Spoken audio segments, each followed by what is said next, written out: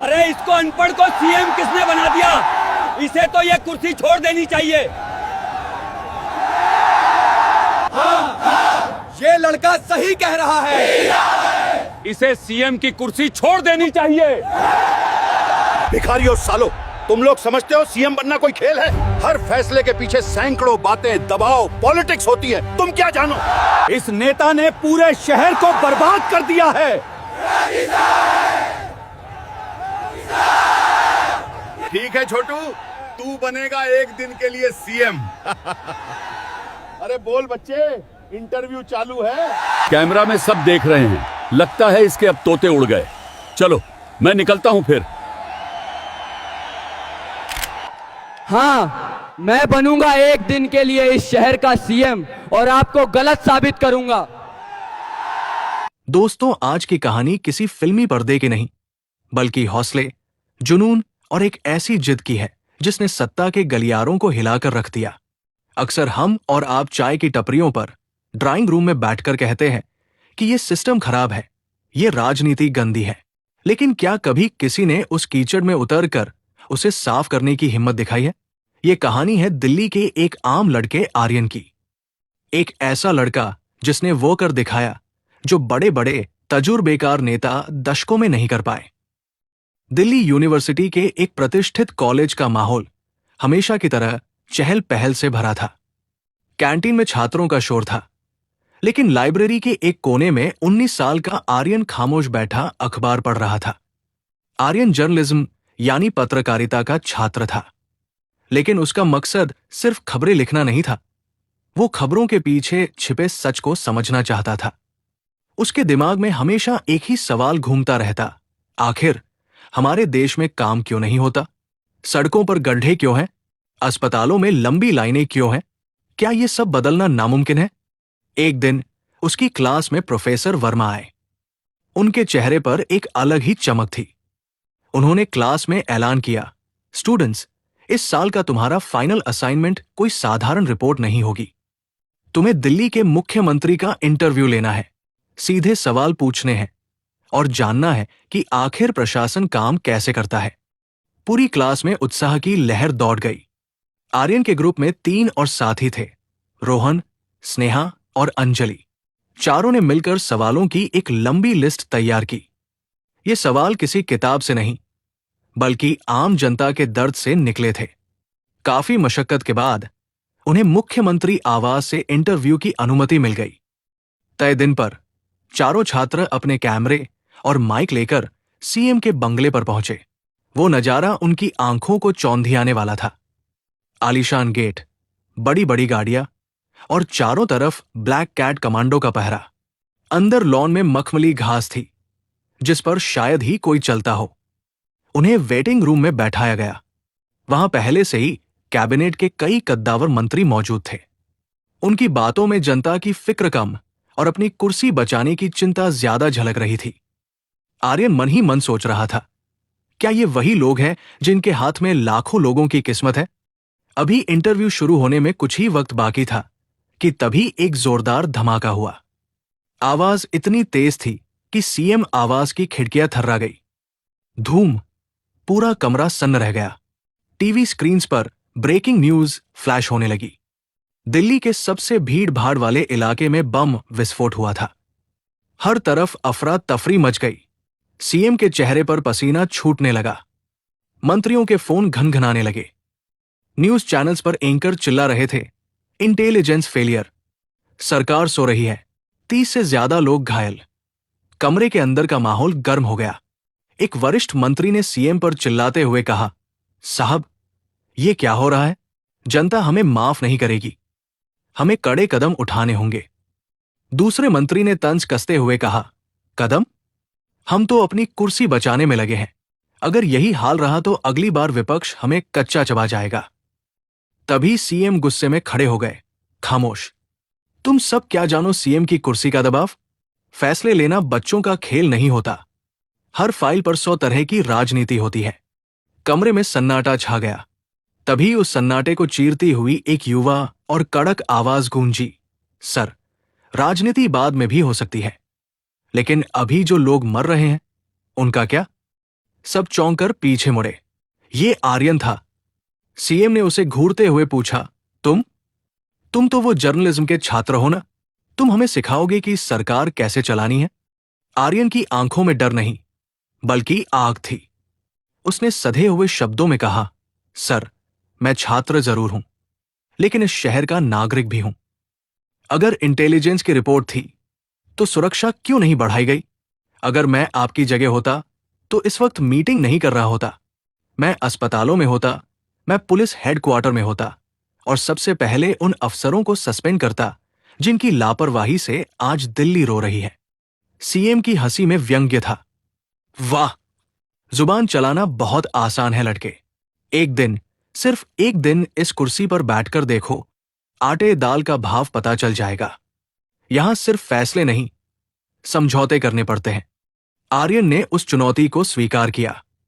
उसने कहा, ठीक है सर, मुझे दीजिए एक दिन। अगर मैंने 24 घंटे में बदलाव नहीं दिखाया तो मैं पत्रकारिता छोड़ दूंगा, लेकिन अगर मैंने कर दिखाया तो? वहां मौजूद एक मंत्री ने मजाक में कहा, अगर इस लड़के ने कुछ कर दिखाया तो सीएम साहब अपनी मूछें मुंडवा लेंगे और इस्तीफा दे देंगे। सब हंस पड़े। सीएम ने भी अहंकार में आकर हाथ मिला लिया। मंजूर है। कल सुबह 6 बजे से अगले 24 घंटे तुम दिल्ली के सीएम। देखते हैं ये जोश कितनी देर टिकता है। अगली सुबह का सूरज दिल्ली के लिए एक नया इतिहास लेकर उगा। मीडिया में खबर आग की तरफ फैल चुकी थी। 18 साल का लड़का बना एक दिन का सीएम। लोग इसे मजाक समझ रहे थे, लेकिन आर्यन के लिए ये एक युद्ध था। सुबह 6 बजे आर्यन सीएम ऑफिस पहुंचा। उसने सबसे पहले शहर के सभी आला अफसरों की मीटिंग बुलाई। पुलिस कमिश्नर, जल बोर्ड के अध्यक्ष, बिजली विभाग के सचिव, सब वहां मौजूद थे, लेकिन उनके चेहरों पर एक अजीब सी मुस्कान थी, जैसे वे किसी बच्चे का खेल देखने आए हों। आर्यन ने मीटिंग शुरू की। उसकी आवाज में गजब का आत्मविश्वास था। सज्जनों, मुझे पता है आप क्या सोच रहे हैं, लेकिन याद रखिए, अगले 24 घंटे मैं आपका बॉस हूं और मुझे बहाने नहीं, नतीजे चाहिए। आर्यन ने एंटी करप्शन ब्यूरो के चीफ की तरफ देखा। मिस्टर चीफ, आपके पास कितने ऐसे अफसरों की लिस्ट है जिन पर रिश्वत के आरोप साबित हो चुके हैं, लेकिन वो अब भी नौकरी कर रहे हैं? चीफ हड़बड़ा गए। सर, वो लिस्ट तो है, करीब 300 नाम है, लेकिन ऊपर से दबाव है। आर्यन ने मेज पर हाथ मारा। आज कोई दबाव नहीं है। मुझे अगले 2 घंटे में उन सभी भ्रष्ट अफसरों का सस्पेंशन लेटर चाहिए, और जो सबसे बड़े 50 गुनहगार हैं, उन्हें तुरंत गिरफ्तार किया जाए। ये लाइव टीवी पर चलेगा। दोपहर होते होते शहर में हड़कंप मच गया। पुलिस की गाड़ियां उन भ्रष्ट अफसरों के घर पहुंचने लगी जो खुद को कानून से ऊपर समझते थे। टीवी पर ब्रेकिंग न्यूज चल रही थी। एक दिन के सीएम का कोड़ा बरसा, 50 अफसर गिरफ्तार। जनता जो अब तक इसे मजाक समझ रही थी, अब टीवी स्क्रीन से चिपक गई थी। दूसरा कदम, बुनियादी जरूरतें। आर्यन ने बिजली और पानी विभाग के अधिकारियों को बुलाया। दिल्ली की 40 बस्तियों में पानी नहीं आता। क्यों? अधिकारी ने रटा रटाया जवाब दिया, सर, बजट की कमी है और पाइपलाइन का काम। आर्यन ने उसे बीच में रोका। बजट मैं अभी पास कर रहा हूं, इमरजेंसी फंड से। आज शाम तक हर उस बस्ती में पानी के टैंकर पहुंच जाने चाहिए और इलेक्ट्रिशियन की फौज उतार दीजिए। जहां अंधेरा है वहां आज रात रोशनी होनी चाहिए। अगर ऐसा नहीं हुआ तो कल सुबह आप अपनी कुर्सी पर नहीं होंगे। शाम ढलते ढलते उन बस्तियों में बल्ब जगमगा उठे जहां सालों से अंधेरा था। लोग अपने घरों से बाहर निकल आए। उनकी आंखों में खुशी के आंसू थे। एक बुजुर्ग महिला ने कैमरे पर कहा, जो काम 10 साल में नहीं हुआ, इस लड़के ने 10 घंटे में कर दिया। शाम के 4 बज रहे थे। आर्यन हाईकोर्ट के चीफ जस्टिस से मिलने पहुंचा। उसने हाथ जोड़कर विनती की, सर, मैं जानता हूं मेरे पास वक्त कम है, लेकिन क्या हम फास्ट ट्रैक कोर्ट्स को रात में भी चला सकते हैं? पेंडिंग केस इतने हैं कि इंसान की उम्र बीत जाती है। जस्टिस ने उस नौजवान की आंखों में सच्चाई देखी। उन्होंने तुरंत आदेश जारी किया। शाम को ही 20 नई फास्ट ट्रैक कोर्ट्स ने काम करना शुरू कर दिया। रात के 10 बज चुके थे। 24 घंटे पूरे होने वाले थे। सोशल मीडिया पर एक ही नाम गूंज रहा था, आर्यन। ट्विटर पर Aryan the real hero trend कर रहा था। जो लोग सिस्टम को कोसते थे, आज उन्हें उम्मीद की एक किरण दिखाई दी थी। जब आर्यन ने कुर्सी छोड़ी तो असली सीएम का सिर झुका हुआ था। उन्होंने कांपते हाथों से आर्यन का हाथ थाम लिया। बेटा, मैंने सोचा था तुम फेल हो जाओगे, लेकिन तुमने मेरी आंखें खोल दी। तुमने साबित कर दिया कि सत्ता नहीं, नीयत मायने रखती है। अगले दिन वादे के मुताबिक सीएम ने अपनी मूछें मुंडवाई। ये दृश्य पूरे देश ने देखा। लेकिन कहानी यहां खत्म नहीं हुई। असल परीक्षा तो अब शुरू होनी थी। आर्यन के एक दिन के कार्यकाल ने उन ताकतों को डरा दिया था जो भ्रष्टाचार के दम पर फल फूल रही थी। धमकियों का दौर। अगले दिन आर्यन के घर पर एक चिट्ठी मिली। उसमें खून से सने अक्षरों में लिखा था, राजनीति से दूर रहो वरना अंजाम बहुत बुरा होगा। उसके माता पिता डर गए। मां रोने लगी, बेटा, हमें ये सब नहीं चाहिए, तू अपनी पढ़ाई पर ध्यान दे। लेकिन आर्यन का जमीर जाग चुका था। उसने अपनी मां के आंसू पोंछे और कहा, मां, अगर आज मैं डर गया तो फिर कोई भी आम इंसान सिस्टम बदलने की हिम्मत नहीं करेगा।